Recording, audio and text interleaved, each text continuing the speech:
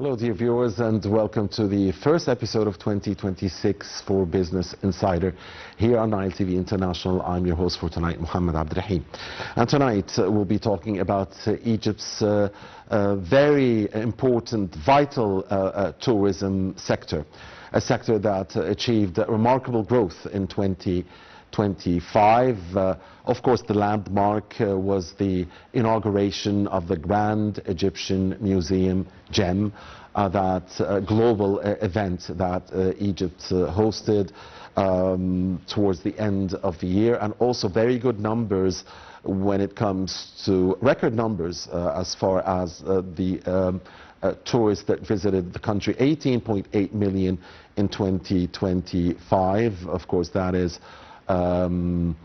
taking a step towards the goal of 30 million by the year 2030, according to the state's vision. We'll be talking tourism here, the aspirations for 2026, and the economic element of this vital industry to the Egyptian economy, with our dear guest here in the studio, Dr. Mohamed Aref.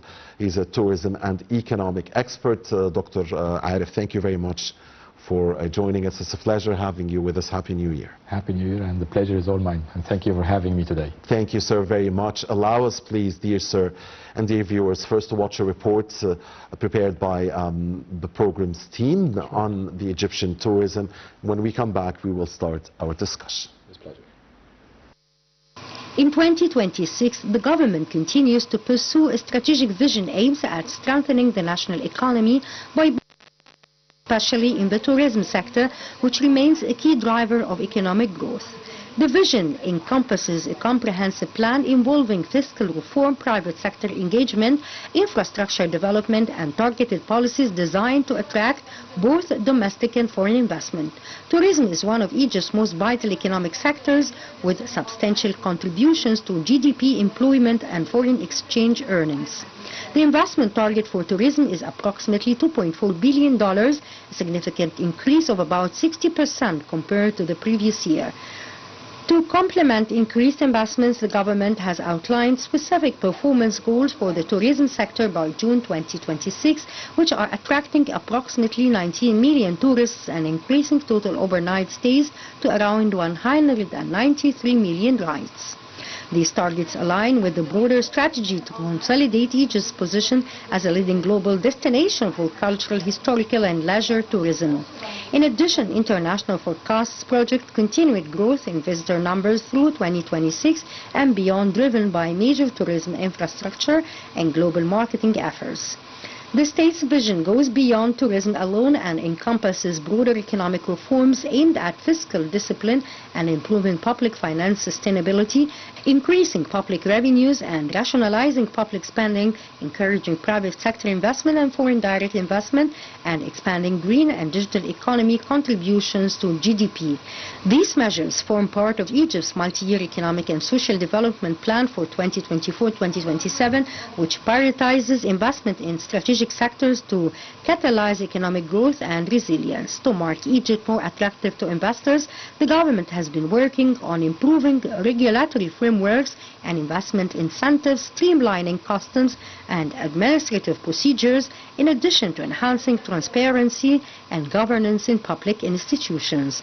Large-scale investments and flagship projects, including the Grand Egyptian Museum, play an influential role in driving tourism and economic gains.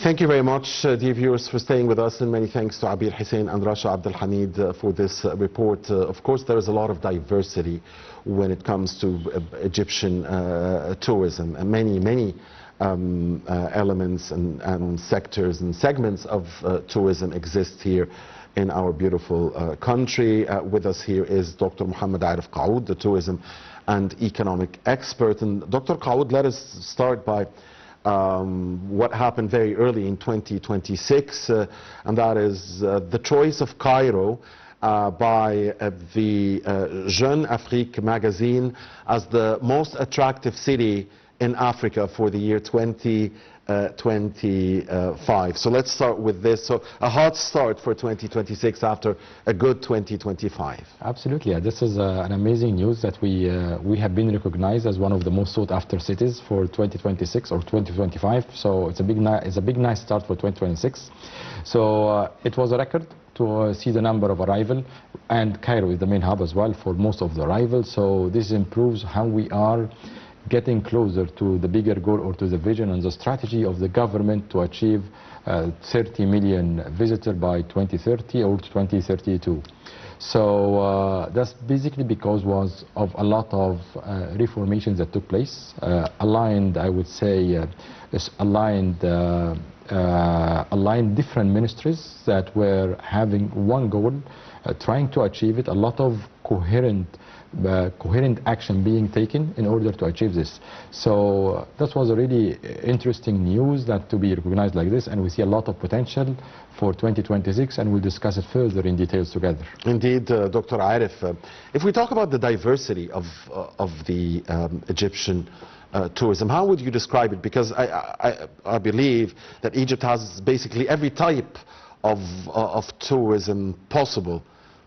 So Egypt is one of the most uniquest countries on a global level. So, and if you look at the global trends now, like the countries that have a strong culture and modern infrastructure are the ones that are the most appealing on a global level. Definitely there is a big competition happening across the globe. With these two anchors, and we are improving massively into them. So I can see Egypt as one of the strongest countries to achieve this vision. So when we look at the number of arrivals, we are achieving records in terms as well of the amount being spent. Like we're almost close to $19 billion of revenue coming from tourism, directly from tourism. Secondly, when we look at the infrastructure, major transformation in terms of airports, in terms of highways, in terms of runways on at the different terminals, in terms of digitalization and benefiting from the transformation of technology, whether experiences within the airport, within the management of the slots during the rush hours or the air slots during the rush hours, or even going to experiences within micro sites like the museums. So it's always changing. So there is a big focus from the government now to further improve those places and increase the foreign direct investment into these areas. Yes, indeed. When we talk about diversity, I mean, we have cultural tourism, we have religious tourism, we have medical tourism, we have beach and leisure tourism, we have sports tourism. Correct. Take us through conference tourism. Take us through this very wide scope. Sure, yeah. So Cairo at the moment is trying to be like the most sought after or a hub for the culture with a modern twist. So this is the main one. Besides as well, it is focusing a lot on conference and events. So the MICE segment of it. So meeting, incentive, conference and event. So this is main for Cairo. When we look at the Red Sea, it used to be beach holiday or sun and beach holidays. Now only, yeah. It used to be beach only. Yeah. Now it's more of I would say, a magnet to luxury tourism, one, and ecotourism, and wellness and medical travel. So this is what we are experiencing now on the Red Sea. And we've built some museums also there. We built some museum. It's not probably the focal point, but it's still, like I would say, the more of the attraction is being taking place over there is the luxury tourism and the ecotourism, with a strong focus as well on different support and incentive for ecotourism and the green finance. When we look at the upper of Egypt, Luxor and Aswan, beside the strong culture and heritage that is over there, they are trying as well to extend the length of stay over there and to do further experiences and events that take place over there in order to increase the duration of stay in Luxor and Aswan. Other places as well. Let's go to the northern coast, because that area has seen a lot of development in the past few years. I will cover the north coast in a second, but before, like as well, we go to Marsa Alam. So Marsa Alam now start seeing more of trends from boutique experiences, more of a sports and adventure areas. So this is for Marsa Alam, and the transformation, or one of the biggest transformation I would say, was the north coast. The north coast has positioned itself as one of the luxury destinations as well. And the main goal now is transform the North Coast to an all year round destination. So this is the main goal for between 26 and 27 and 28. For the next 3 years, the focal point is how to transform the North Coast from a seasonal luxury destination into an all year round destination. And it has been focusing on New Alamein City, on Ras Al Hikma, and the new further development across the North Coast. We see it happening, especially with all the different investments that are taking place from the private sector and from the joint venture between the private and public sector that are taking place on the North Coast.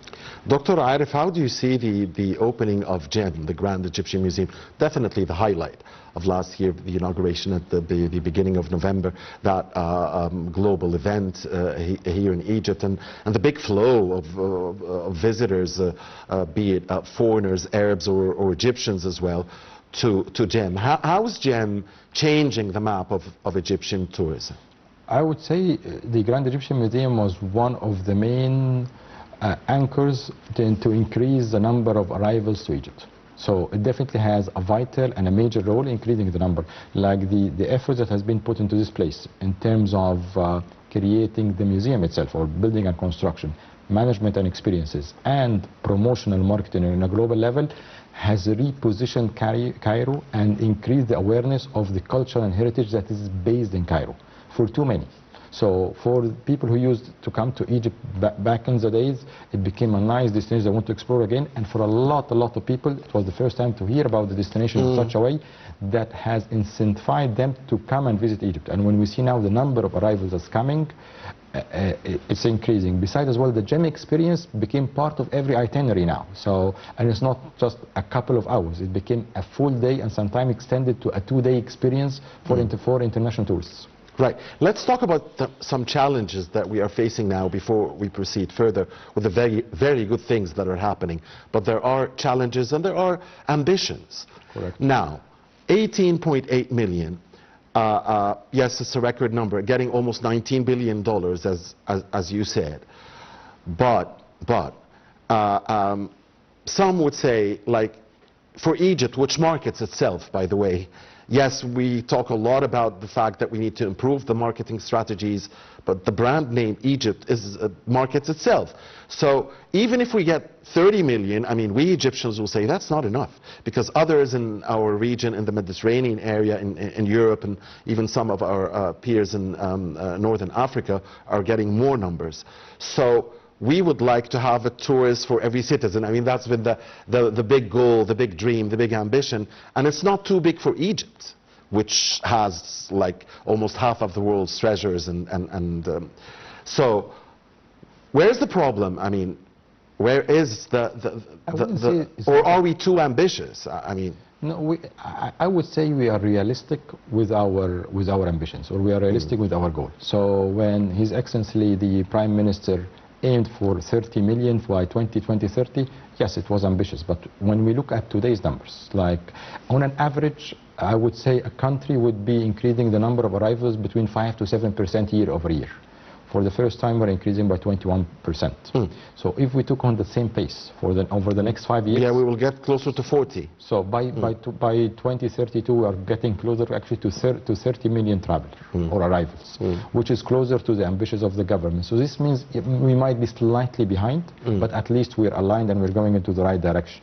Okay. And this proves that this ambitions or this goal could be achieved.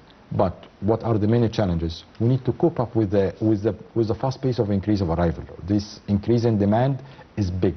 So we need to be ready. Spend more on infrastructure. With further improvement in infrastructure, quick action in digitalization, and even benefiting from it more, increasing the slots for the airlines, facilitating for other, whether low-cost carrier, charters, or commercial airlines and private jets, for easy accessibility to Egypt, further increasing the number of hotel rooms, which is taking as well too many as well corrective action at the moment, and changes in regulation in order to increase the number of hotel rooms and apartments. So there are multiple things that we need, but the good thing now that you have different ministries between the Ministry of Foreign Affairs, Ministry of Interior, Ministry of Tourism and Antiquities, and the different, I would say, strategic governmental agencies are all aligned on the vision. Okay, what about getting a little bit greedy and wanting more than $1,000 as a revenue from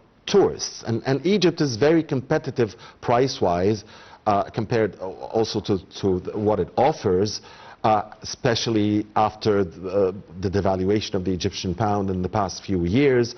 So there is some type, I mean, some experts would say, like, we should get more than $1,000 from a tourist in his average or her average stay.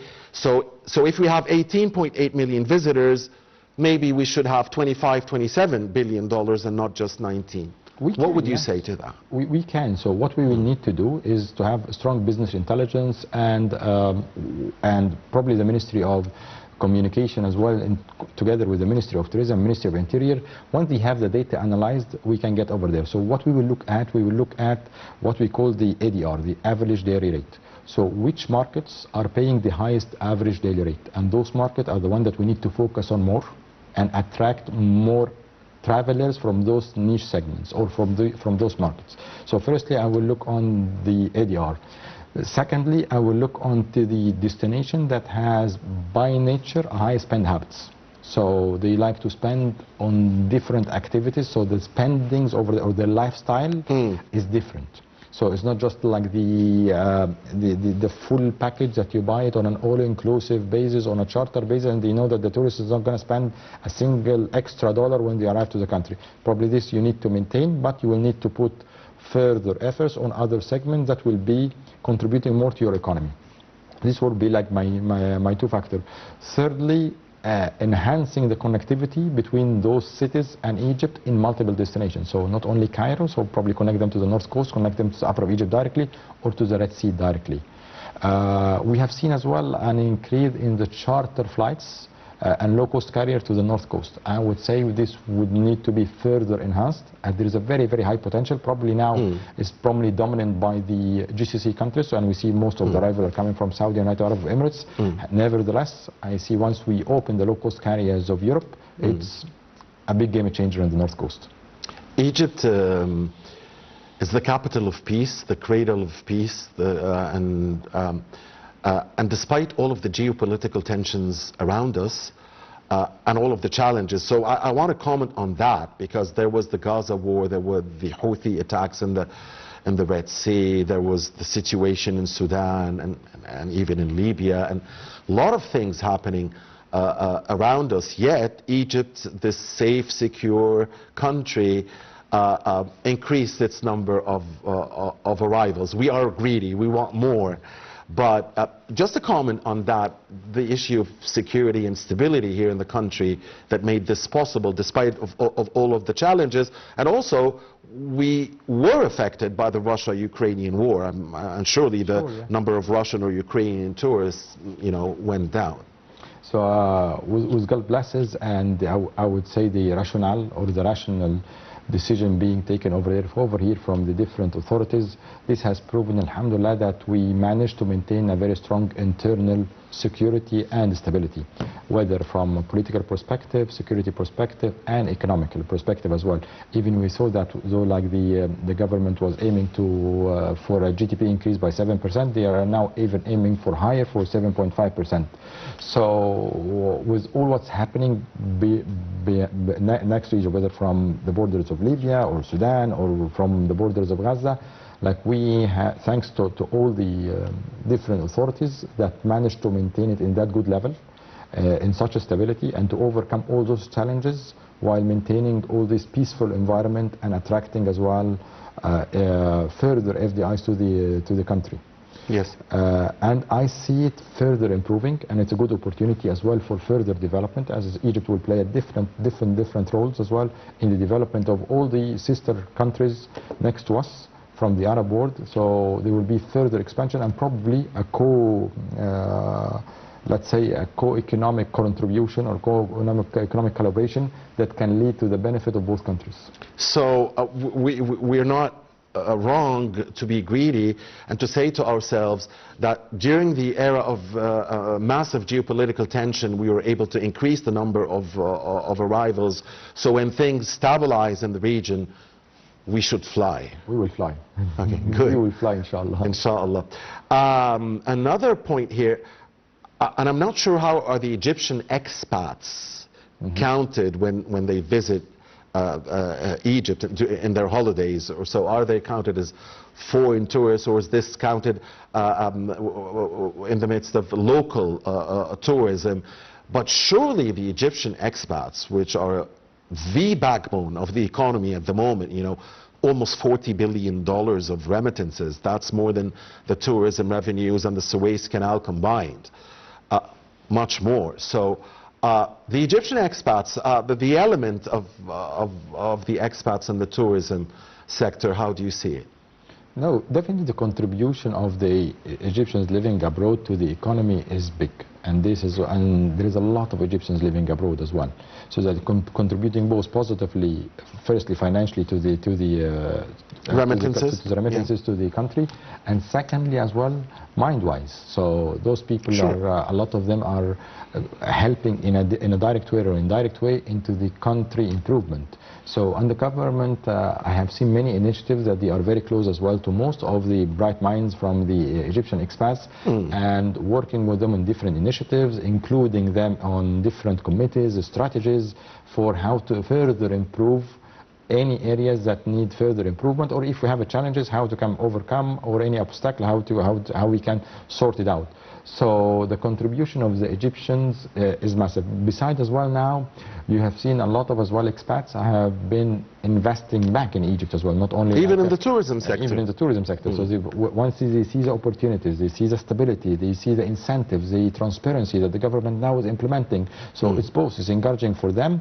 Besides, they attract foreign direct investment as well through their networks over there, in addition to the foreign direct investment is only coming because of the effort of the government or the different institutions in attracting FDI to Egypt. Okay, within the 18.8 million, are the expats counted here or not counted, as far as you know? This is for all arrivals to Egypt. Okay. Dr. Qaoud, and you're an expert in hospitality management as well.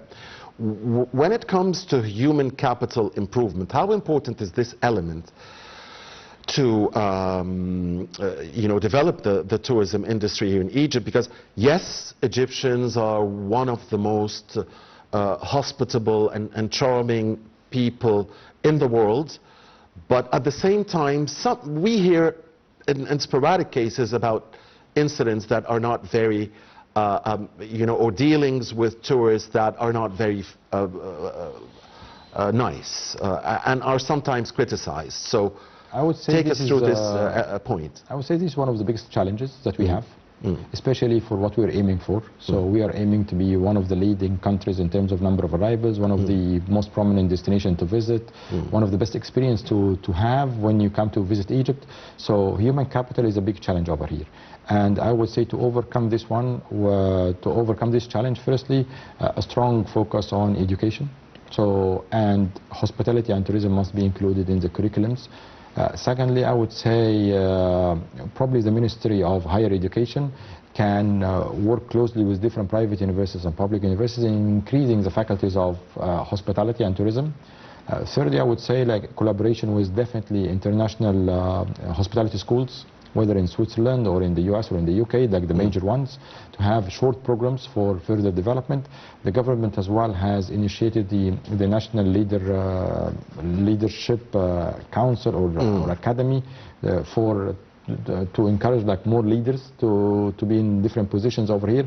I would encourage if they can include hospitality, or if we can create something only dedicated for hospitality. The number of this is a labor intensive industry, and basically everything is focused around humans in hospitality.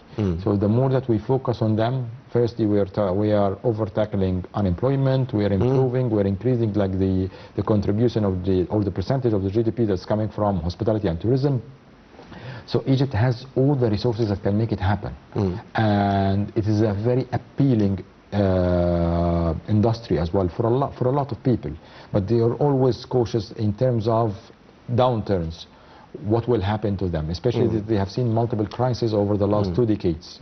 So what we need to assure them that this industry is stable. When you look at Spain, it is one of the, probably the biggest chunk of the GDP is coming from tourism. And in terms of arrival, they are exceeding 80 million per year. So this is where we should be. Like we have everything that is present in any other country that can make us as stable in terms of hospitality and tourism as those countries. So this is what we need to do. Yeah, that's why I started, you know, by asking or by saying that it should be okay to dream and think and be ambitious and try to work towards a tourist for every citizen. I mean, this is Egypt after all. I mean, again, the world's heritage is mostly here, and treasures are mostly here. I agree with you. Like I just need, like we have to plan it. Like now we are realistic with our goal of the 30 to 32 by 2030, 2032 for 30 million arrival. But if you want to achieve 100, you can. If you want to achieve 150, you can. And if we start planning for the next decade to get to this one, yes, we'll be able to achieve it. So what are the government incentives, Dr. Qaoud, that are being given to this industry so as to make sure that we do spend on the needed infrastructure and so the rooms? And the government across different ministries are playing with different cards as well. So when you look at the Ministry of Investment and GAFI, they are facilitating as much as possible that to have one window for the investor, so the investor can come and try to obtain most of the permission and licenses through one window instead of dealing with multiple institution or governmental institution. So this is one thing. Plus as well, some of them will take privileges on taxation for certain projects in certain areas. So that's one of the aspects. Secondly as well, you have the initiatives coming for FDIs as well in general on the investment in Egypt, and they have a special scheme as well for incentive for them. Thirdly, you have an incentive scheme by the Central Bank of Egypt in collaboration with most of the banks in Egypt on loans as well, or discounted interest rates with loans in order for them to achieve to invest in hotels, especially the one that has been struggling to complete their construction when they were doing. So they are looking into how to sort it, and they are giving to this one. Lastly as well, you have in collaboration with multiple of the international banks and institutions and the Egyptian banks like Green Finance. So people now who are implementing, or sorry, companies who are implementing environmental social governance or ESG strategies or policies within the hotels or within their companies are getting green finance. Some of them as well are getting blended finance. So there are multiple anchors now present into the market. Even they are trying to increase them. They are trying to push on the percentage of them. So the government is trying to be transparent and to regulate all the incentives in order to give confidence for the investors to come and invest in the country. And Dr. Aref, digitalization has come into everything now. Absolutely. Including, of course, tourism. So how has it affected the performance of the sector? So it's being implemented in all ministries, let's say. So between AI, Internet of Things, data cloud, data management, they are all affecting the full supply chain. So definitely is improving the slots management for the airlines, especially during the peak hours. When you look at the customer experiences at the airport, or you look at the customer experiences on the hotels, it's being influenced by AI and digitalization. When you look at even if you want micro with travel agencies and tour operators and the different OTAs or online travel agencies, you will see as well that digitalization and AI is playing a big role in the customer journey and customer experience and the workflow of the organizations. So investment in the 5G and the Wi-Fi is being implemented in multiple places. Yes, it definitely needs further expansion, but it's playing as well in it's playing a nice role in the improvement of the customer experience. When you go to the museums, now the digitalization that's being taking place, especially the gym was a nice model for it, and it's being implemented across different museums and temples. So it improved the customer experience. So there is no way that no one will be operating with such things. So everyone will be benefiting from the digitalization and the transformation. AI, Internet of Things, it's a must, and it's big, and it will keep improving, and we need to be pioneering into it. Dr. Aref, definitely marketing strategies have changed a lot in the past few years, and the trend is, I guess now, more towards social media, the use of social media in marketing. And so talk us about the marketing strategies. What do we need to do to improve our marketing strategies so that we would get close to what we deserve? Because again, Egypt deserves much more than 18.8 million. I would say like one of the key factors is to have for every city a promotional board, like a tourism promotion board. So we have now the Egypt Tourism Board, so they are promoting Egypt as a whole as a destination. However, I believe that each destination in Egypt is quite unique in terms of location, in terms of targeted segment, in terms of facilitation, and every governor as well in each destination is giving a very strong support to this destination. So this could be. Secondly, as well, establishing a different tourism bureau in most of the cities. So each city becomes competing with the other city in terms of arrivals. So it's a healthy competition. So it's a healthy competition that Sharm start competing against Hurghada for the number of arrivals. Luxor and Aswan the same, with conjunction as well with Cairo and Giza. So the more that we do in this aspect, so it's more focused, it's more targeted. We are present in most of the international air shows. However, I think we have as well other trade shows that we can include them, especially on the luxury and the niche segment. Both of them could be included. We saw a lot of campaigns coming as well on social media. This definitely we need to maintain and further improve. And more importantly, we need to highlight experiences now. Like the trends now is moving towards what experiences so the international travel are not after amenities or I would say anymore and what they can get on a com basis, but like it's more of what the experiences that I will be able to enjoy in these destinations. So it has to be experiential in what we will be doing. So I would say those all are major. And on the other side as well, positioning Egypt as a destination as a market leader in hospitality and tourism. So we need to be one of the people that create the strategy for the global tourism of the world. So we need to be part of this. Especially, alhamdulillah, now we have one of our ex-ministers. He's in the United Nations, and Dr. Anani, the UNESCO chief. So this, going to being the head of the UNESCO, and of course, former Minister of Tourism and Antiquities. We need to benefit from this. We need to show the whole world that we can be one of the big minds into the planning for the global tourism of the world. What initiatives we can incorporate Egypt into it on a global level. So the more that we are into such things, is the better. Lastly, Egypt has to play a very strong role with all the surrounded countries and the Middle East countries. So they can all benefit. Yes, it's a competition, but it's a healthy competition, as we say as well, because most of the international travelers that's coming from long hauls, when I say from Latin America, from the US, from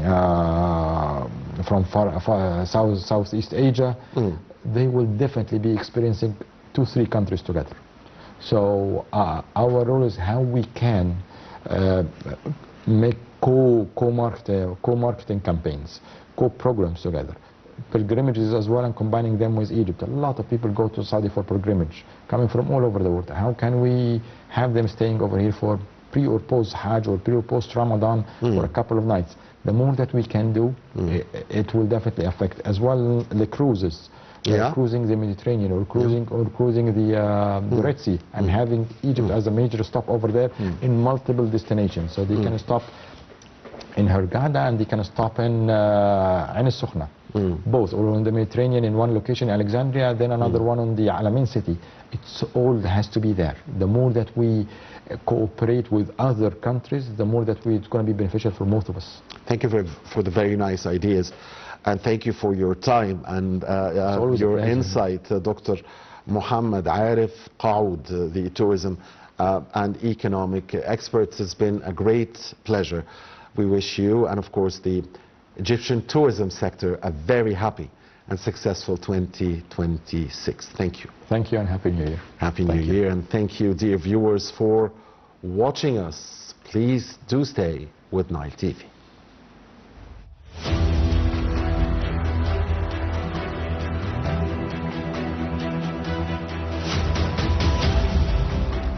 Welcome welcome, dear viewers, to our weekly episode of Business Insider,